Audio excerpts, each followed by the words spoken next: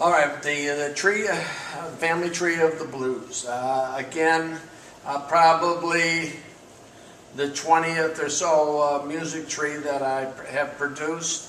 I produced this one in conjunction with blues legend, guitar legend Buddy Guy, as a product to be sold and promoted through his club in Chicago.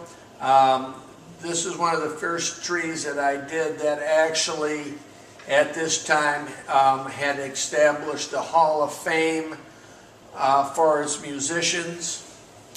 And so the larger people on the tree are in the Blues Hall of Fame.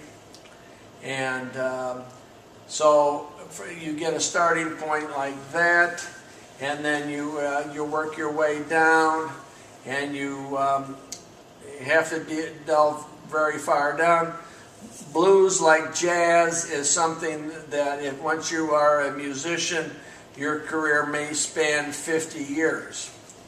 And this goes back, again, on this tree we have a roots and trunk system going back to Leadbelly and W.C. Handy, and many of the very early turn-of-the-century artists that helped to start the blues scene. Many blues people, performers, were they may have been playing 10, 20, 30 years before they recorded their first album. Records in blues, the world of the blues, essentially started around 1920, and it has become a very viable, influential style of music, influencing mainly rock and roll and country western. So is there a chronology? I see, because Muddy Waters is in the roots of the British and the American trees, and he's sort of third of the way up. Well, this one is a true family tree. It goes in the vertical, and so the higher on the tree you are, the more recent out of an artist you are. 80% of the almost 80% of the tree was up to in the 60s.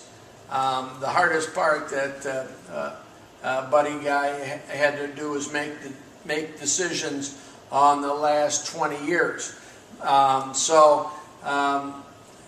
When the blues hit the 60s, it started to turn into what we call roots music, in that it was being blended with rock and soul and jazz and country, and it started to morph into what we call roots music.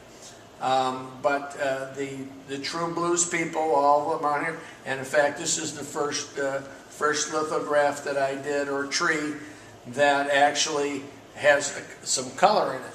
I actually have the fruits of the tree in blue rather than black and white. And the base, base is you have right? Chicago. Explain. Chicago is the home of the blues. What kind of car is that? That's a 1947 Cadillac. Are those the Gary smokestacks? Yeah, the Gary smokestacks and the Chicago skyline, as it looks today with the large buildings.